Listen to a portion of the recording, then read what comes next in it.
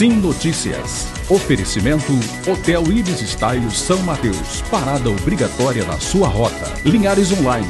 Há 15 anos conectando você e sua empresa ao mundo. Mobiliadora Universal. 38 anos realizando sonhos. Em Linhares, embaixo do Mercado Municipal Centro. Olá, fique bem informado a partir de agora. Está começando mais uma edição do Sim Notícias. Confira os principais destaques desta terça-feira. O menino de 8 anos baleado em Bebedouro é liberado do hospital aqui em Linhares. Unidades de saúde do município mantêm vacinação contra a febre amarela. Voluntários de Linhares realizam ação social no Vale do Jequitinhonha, em Minas Gerais, uma das regiões mais carentes do país. Pais devem ficar atentos ao transporte escolar dos filhos na volta às aulas. Confira também a coluna Economia e Negócios com Abel Fiorotti. Olha, pelo menos 14 mil pessoas devem ser indenizadas por causa do desastre ambiental do Rio Doce. O pagamento das indenizações já começou. Sobre o assunto, eu converso com um representante da Fundação Renovo no último bloco do Sim Notícias de hoje. E tudo sobre o nosso esporte você vê com Altemar Félix. Esses e outros destaques agora no Sim Notícias. Linhares se vê aqui. Bom, na Grande Vitória, quem nos acompanha pelo Canal 20, via RCA, eu agradeço a sua audiência. Foi liberado do Hospital Geral de Linhares o menino de 8 anos de idade atingido por um tiro de espingarda na noite de segunda-feira. Foi numa fazenda na região de Bebedouro, interior do município. O disparo foi feito por uma adolescente de 16 anos que estava manuseando a arma. A espingarda pertence ao avô do jovem. A criança ferida no peito de raspão foi encaminhada para o Hospital Geral de Linhares, mas, por sorte, os ferimentos foram apenas superficiais. A mãe do menino disse à polícia que avisou o adolescente sobre o perigo de manusear a espingarda, mas ele ignorou o alerta e acabou efetuando um disparo que atingiu o garoto. Após o fato, o adolescente teria ainda ameaçado a mãe da criança, mas acabou fugindo assim que a polícia militar foi acionada. Um trabalho voluntário de linharenses tem levado esperança a famílias carentes no Vale do Jequitinhonha, em Minas Gerais. A ação é feita uma vez por ano por integrantes de uma igreja evangélica aqui do município de Linhares. Considerado uma das regiões mais pobres do país, o Vale do Jequitinhonha, região semiárida ao norte de Minas Gerais, tem grandes desafios sociais. Muitas famílias vivem abaixo da linha de pobreza. E foi pensando em ajudar de alguma forma essas pessoas que um grupo missionário de uma igreja evangélica de Linhares resolveu se unir e, uma vez por ano, promover ações evangelizadoras e sociais na região. Vimos muitas crianças passando necessidade, crianças com 11, 12 anos, com crianças no colo, a casa sem uma cadeira para poder sentar, sem nenhum conforto. E deparamos com um pai de família ali também ganhando R$30 por mês, por dia. Então, se for juntar R$30 por dia no mês, a gente vê que não tem condições de manter uma família com água, luz, aluguel, gás. Então, segundo o idealizador do projeto, cerca de 50 famílias são atendidas no Vale do Jequitinhonha com a entrega de alimentos e roupas. As doações são recebidas aqui em Linhares durante o ano inteiro e muita gente colabora. Existem pessoas que colaboram, que eles reconhecem, vê a necessidade do próximo. Então a gente tenta propagar essa parte social, essa harmonia boa de poder doar, de ajudar. Então tem pessoas que têm um coração bom, então elas nos procuram e doam. A gente, com o maior carinho, a gente vai lá e recolhe. E todo final de ano a gente está levando esse material para as pessoas ali. Por enquanto, a missão só acontece uma vez por ano, mas o objetivo é aumentar esse número. É uma vez por ano, mas nosso coração, o desejo é de fazer mais vezes, mas como a nossa condição financeira não ajuda, mas através dessa reportagem que nós estamos fazendo e as pessoas sentir o desejo de estar colaborando, a ajudar também, é possível fazer mais vezes. Então, a gente tem que aproveitar enquanto nós estamos vivos, em vida, para poder ajudar o nosso próximo. Quem se sentiu motivado a ajudar pode fazer as doações pessoalmente. E como é que contribui com esse projeto, Como traz as coisas até vocês? Ligando, para o nosso telefone, ou nos procurando na nossa igreja aqui na Assembleia de Deus, Ministério Três Barras, ali pode procurar ali a nossa pessoa, evangelista Sergimar, Ali a gente vai estar atendendo com carinho, vai estar recebendo as doações, ou aqui também no meu lar também. Bacana, parabéns aí aos membros dessa equipe, né, por esse trabalho. Realmente uma região muito sofrida, a região do Vale do Jequitinhonha, no semiárido de Minas Gerais. O vírus da febre amarela continua assustando moradores da região. Aqui em Linhares, segundo a Secretaria de Saúde, as unidades continuam vacinando moradores contra a doença. No ano passado não houve nenhuma morte por febre amarela, mas o alerta continua aqui na região. As unidades funcionam sempre das 7 da manhã às 5 da tarde. A vacinação é recomendada para quem vai viajar para regiões com incidência da doença. A imunização é feita em pessoas entre 9 meses de idade até 60 anos. Para aqueles que têm imunidade baixa, é necessário ter atenção maior e uma orientação médica antes de se vacinar. Toda terça-feira é dia da coluna Economia e Negócios com Abel Fiorotti. Por isso, nós vamos aos Estados Unidos.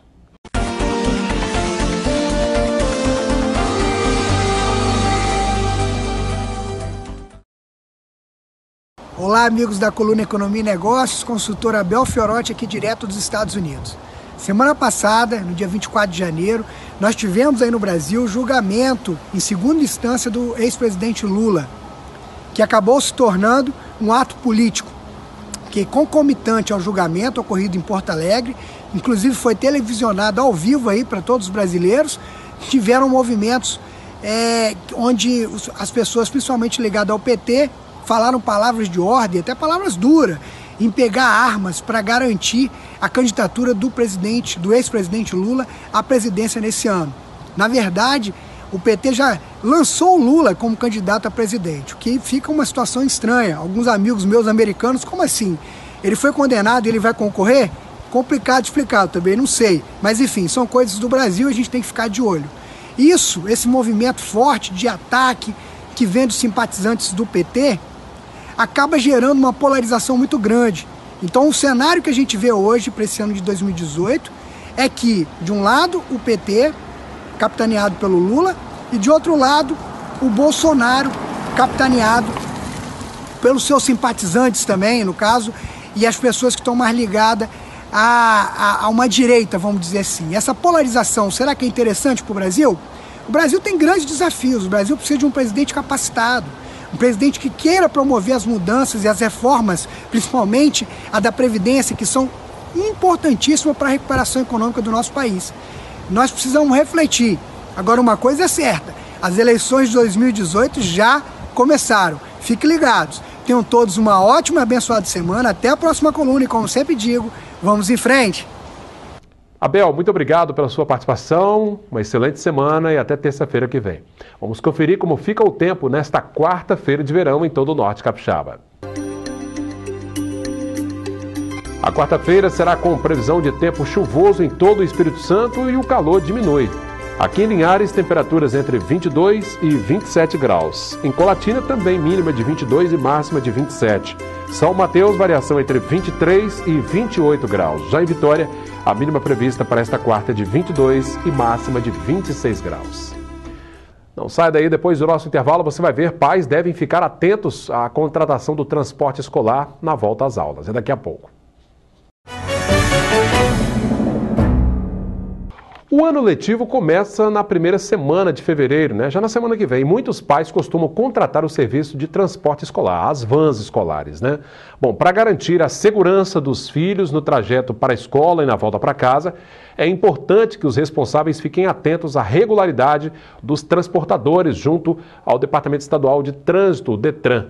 Bom, para saber se o transportador está legalizado e obedece aos requisitos de segurança, os usuários devem observar se o veículo possui as características do transporte escolar cadastrado no DETRAN Capixaba, que deve ter a placa vermelha, o selo de inspeção contendo o QR Code, de maneira que seja visível pelo lado externo do para-brisa do veículo, além da pintura da faixa horizontal na cor amarela com o nome escolar em preto.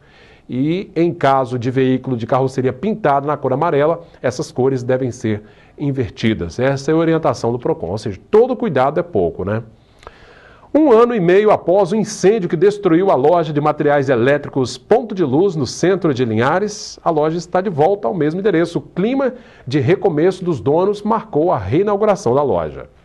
Foi na noite do dia 26 de junho que um incêndio destruiu uma das mais tradicionais lojas de Linhares, a Ponto de Luz. Não houve vítimas, mas os danos materiais foram inevitáveis. Houve quem dissesse que era o fim. Só que a data de 30 de janeiro de 2018 marcou um grande recomeço. Foram meses de obras acreditando no potencial do município que os empresários reergueram a estrutura, que foi entregue para clientes, na sua maioria tradicionais.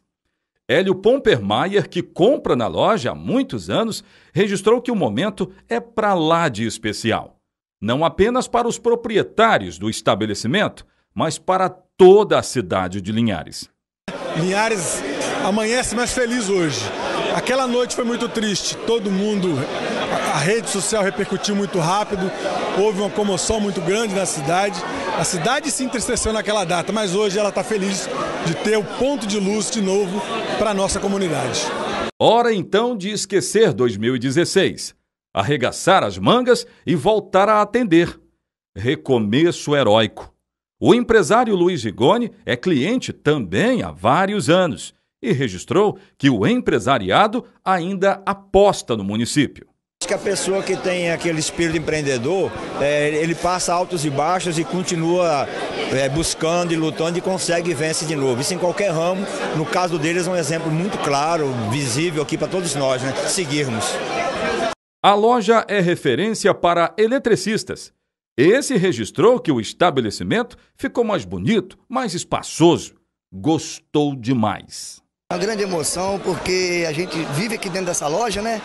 E a expectativa hoje é bem melhor do que no outro lugar, porque aqui a gente nasceu quase que dentro dessa loja e muito bom, ficou muito bem organizado e muito foco dentro de Linhares é aqui, Ponto de Luz.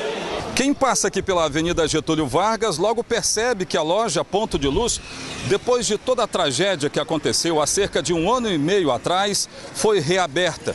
Significa dizer que o fogo não consumiu a vontade dos donos deste empreendimento de retomar todo este trabalho. Não, ele não conseguiu fazer isso. Foi extremamente difícil. Eu tenho que dizer que foi uma batalha grandiosa, mas nós tínhamos certeza que Deus estava conosco e que a gente ia conseguir. Estamos aqui, nossa loja está aberta, disponível a todos. Ela está bonita, está com muita mercadoria. A nossa equipe, não tenho nem o que dizer deles, a grandiosidade da nossa equipe de trabalho, dos nossos colaboradores que fazem parte, na verdade, da nossa família, que desde o fogo até hoje estão conosco, estão trabalhando abraçados, alegres como nós. Nós convidamos a cidade toda, que tantos orou pela gente, que venha nos visitar, que venha conhecer a nossa loja. Muito bacana, né? Sempre é tempo de recomeçar. A gente vê agora como fechou o dia o mercado do café.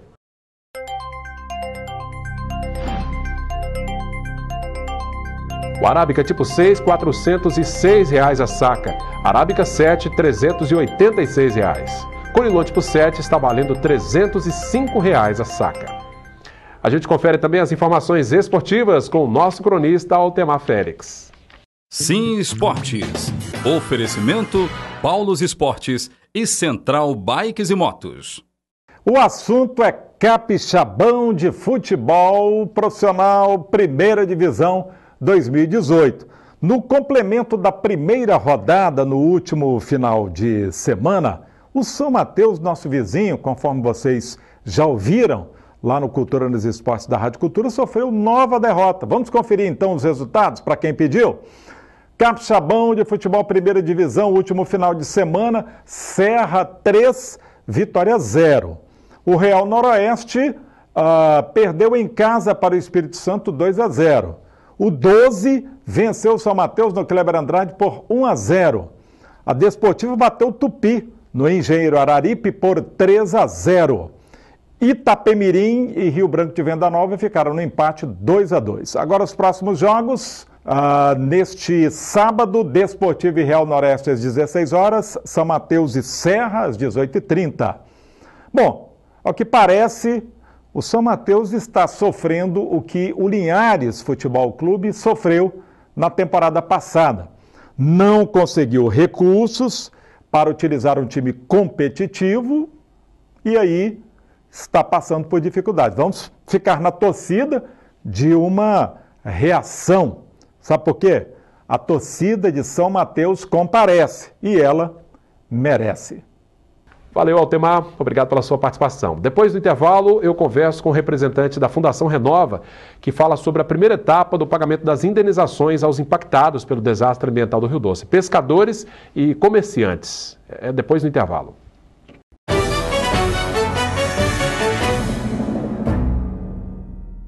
Bom, minha gente, uma excelente notícia. Pelo menos 14 mil impactados pelos rejeitos de minério da Samarco devem ser indenizados até o mês de março, né? O que prevê esse trabalho que a Fundação Renova vem fazendo, responsável por gerenciar esse trabalho de reparação dos danos causados, né, de indenizar essas pessoas. Bom, para falar um pouquinho, né, para destrinchar todo esse assunto que é bem complexo, eu recebo aqui o coordenador do programa de indenização da Fundação Renova, Rodrigo Cunhungian. Tudo bem, Rodrigo? Tudo bem, boa noite, Cláudio. Boa noite, Rodrigo. É um momento, assim, a primeira etapa é essa, na verdade, né? A primeira etapa de indenizações. E quem de fato vai ser indenizado nesse momento, quem poderá ser indenizado nesse momento, desses 14 mil cadastrados? Ok, nesse primeiro momento, o que a gente chama de primeira campanha, nós temos pescadores, proprietários de comércios relacionados ao turismo, temos agricultores, no caso minas areieiras, enfim, e aqui a gente tem um contingente relativamente grande, né, de aproximadamente 10 mil pescadores dentro desse total. Só de pescadores, então são 10 mil? Aproximadamente 10 mil pescadores. Obviamente que isso vai ser feito um levantamento mais apurado do cadastro dessas pessoas, imagino. Exatamente, isso já está em andamento. Essas pessoas que tiveram o cadastramento delas realizado num segundo momento, essas pessoas fazem um ingresso no programa de indenização mediada, o que a gente chama de PIN, e a partir do momento em que se comprova, né, tanto a elegibilidade, né, quanto a perda da renda também, então essas pessoas são passíveis, né, de indenização. Eu imagino que os critérios para comprovar são vários, vocês devem pegar várias vertentes para saber se aquela pessoa está enquadrada ou não. Exatamente. O que aconteceu, Cláudio, principalmente em boa parte do ano de 2017, foi um trabalho coletivo feito a várias mãos, porque a gente se deparou com uma situação no início bastante complexa, que foi a falta de comprovação de renda de boa parte dos pescadores, no sentido de comprovar o quanto de fato cada um deixou de ganhar com a falta daquela atividade. A partir de então começou um trabalho realizado junto com a Superintendência da Pesca, com o INCAPER do Espírito Santo, o IMATER, no caso de Minas Gerais, o Ministério Público participou, enfim, vários entes técnicos, ICMBio, Projeto Tamar ajudou também bastante a gente, e obviamente as comunidades pesqueiras ao longo de todo o Rio, né, tanto o Espírito Santo quanto associações de pesca, colônias de pesca. Então a gente fez um trabalho coletivo para chegar num consenso em relação aos valores de indenização que cada um deveria receber. Bom, a gente fez várias reportagens sobre o assunto desde 2015, né, depois dessa tragédia. Muita gente reclamando que alguns foram visitados pela equipe, outros não. Isso agora falando daquele cartão emergencial. Ele não tem nada a ver com essa indenização? O cartão emergencial, ele é parte do processo reparatório. A indenização, ela diz respeito à perda, né, do lucro cessante que a pessoa deixou de ter. E o cartão emergencial é algo que a pessoa também ou já recebeu ou pode vir a receber após o momento da indenização também. Agora, Rodrigo, essas indenizações, comprovando ali que a pessoa realmente está apta a receber, elas começam a ser pagas quando, efetivamente? As indenizações, elas já começaram, Cláudio, a acontecer. Algumas pessoas já receberam as indenizações, o comércio, a gente já começou a efetuar o depósito nas contas dos empreendedores, principalmente na região de regência, povoação. A gente está também em andamento com o processo da indenização relacionada ao comércio. E os pescadores, eles estão nesse momento fazendo o ingresso no programa de indenização mediada, e a gente estima pagar essas pessoas a partir do momento em que ela faz o ingresso em até 90 dias. Há um esforço bastante grande da Fundação para que a gente antecipe esse prazo de 90 dias e que a pessoa consiga de fato receber antes disso. Mas esse é o prazo máximo que a gente coloca. Ou seja, até março mais ou menos já começam a... a expectativa é que a gente consiga avançar com as indenizações dessa primeira campanha até o final de março. E aí a gente tem a segunda campanha em andamento e a previsão é que a gente conclua as indenizações até o final do primeiro semestre de 2018. Perfeito. Rodrigo, no caso dos pescadores, há assim, uma certa dificuldade, muitos deles você mencionou, de comprovar isso, porque são pessoas muito humildes, às vezes não tem um documento ali, e a pesca é uma atividade que... Você não trabalha de carteira assinada, claro, separando que existem empresas de pesca profissional, né? Mas o pescador artesanal, via de regra, ele não tem essa documentação para comprovar, né? E nesse período surgiu também, inclusive fizemos matéria sobre isso, denúncias de que pessoas estariam apresentando documentos de que eram pescadores e de fato não eram, na prática, pescadores, tinham outras atividades e recebendo benefício em detrimento de outros. É por esse motivo que demorou um pouco esse processo, que tem muita gente que reclama dessa demora, né? Dessa morosidade. Sem dúvida, e é uma reclamação pertinente.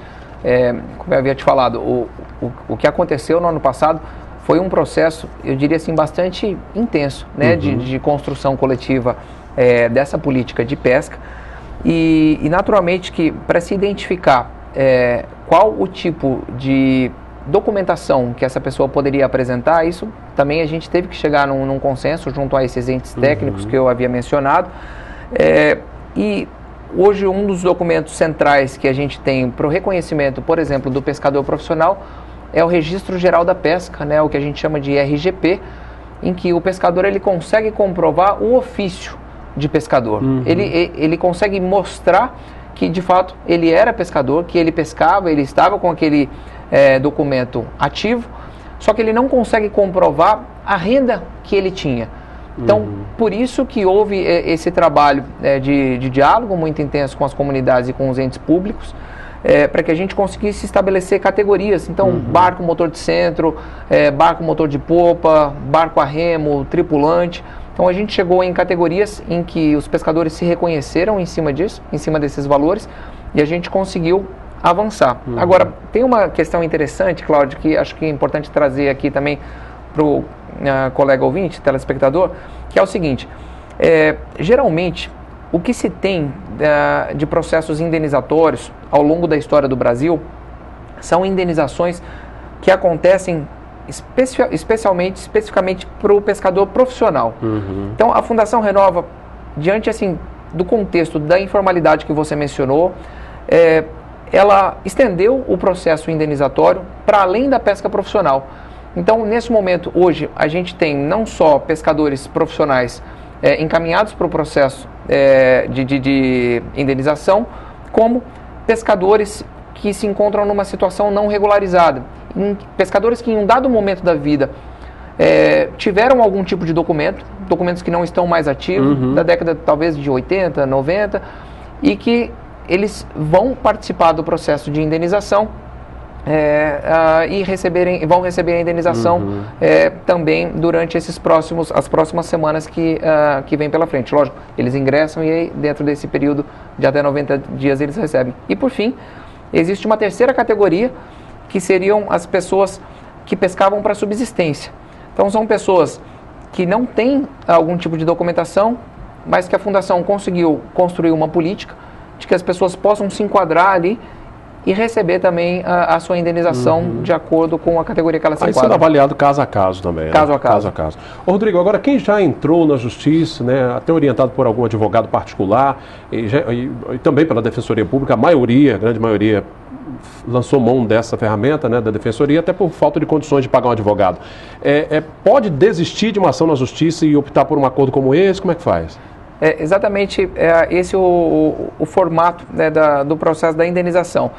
A pessoa, caso ela tenha um advogado, não é necessário, né, que ela traga um advogado, mas caso ela já tenha a representação por meio de um advogado, ela pode ingressar no PIN e no momento da indenização o que se solicita é a extinção dessa ação. Isso serve tanto para o pescador que traz um advogado particular, bem como a Defensoria Pública, no caso, né, do Espírito Santo, é um órgão em que há uma parceria entre as partes, entre Fundação e Defensoria, e que a pessoa pode também participar de uma audiência, por exemplo, de conciliação, e ter o processo de indenização encaminhado. Ou seja, ela abre mão dessa ação na justiça e recebe sua indenização. Exatamente. Né? Assina ali um termo. É isso aí. Rodrigo, agora, essas pessoas, a partir de agora, elas devem procurar a Renova ou uma equipe da Renova vai visitar cada família dessas aí? A equipe da Renova, por meio de uma equipe de mediação, são mediadores independentes que atuam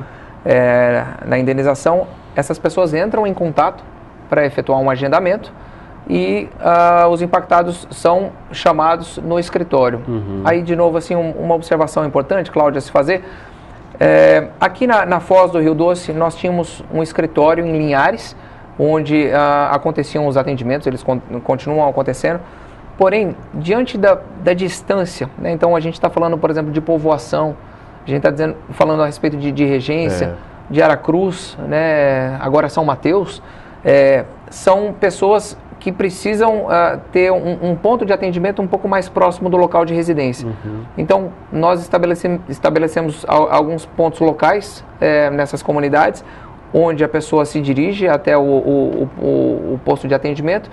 E na semana passada nós iniciamos aquilo que nós chamamos de PIN móvel, né, que é o Programa de Indenização Mediada Móvel. Então, é um carro plotado que vai até as comunidades, por exemplo, Entre Rios, a Areal, enfim, Santa Cruz, Barra do Riacho, em Aracruz. E esse veículo, ele vai com todo o equipamento necessário para a indenização. Ou um veículo suplementar, ele leva uma equipe né, de analistas, atendentes, enfim, as pessoas que participam dessa assinatura, e a gente consegue se deslocar, trazendo o impactado um pouquinho mais para perto e conhecendo também um pouco mais a realidade dessa pessoa. Procurar facilitar a vida, porque são pessoas realmente que já são bem sofridas, né, já tem uma dificuldade para procurar um escritório aqui na cidade, imagino que fica mais complicado. Sem dúvida. Rodrigo, você falou das regiões vizinhas aqui, que não fazem parte do município de Linhares, mas estão incluídas também em Santa Cruz, né, que é no município de Aracruz. Há poucos dias a gente cobriu um evento de pescadores aqui, o pessoal da região de São Mateus reclamando, a gente está se sentindo excluído. São Mateus também está nesse pacote, está nesse grupo de indenizados? São Mateus também faz parte do processo de indenização, e nós temos agora um escritório em São Mateus e devemos permanecer em São Mateus por mais alguns meses. Então a indenização ela acontece também lá, as pessoas serão recebidas por uma equipe local, isso já está em andamento. Isso vai continuar daqui para frente também. São Mateus e Aracruz. Tá joia, quero agradecer muito aqui a presença do Rodrigo Cunhungian, né, o sobrenome é meio complexo de falar, né, mas enfim, trazendo essa boa notícia então para os pescadores e comerciantes impactados nessa primeira etapa. Agora as próximas etapas, vocês acreditam que até quando elas devem ser tomadas, né, devem ser iniciadas? A segunda campanha, há uma expectativa, Cláudio, de ser finalizada até o final do primeiro semestre de 2018.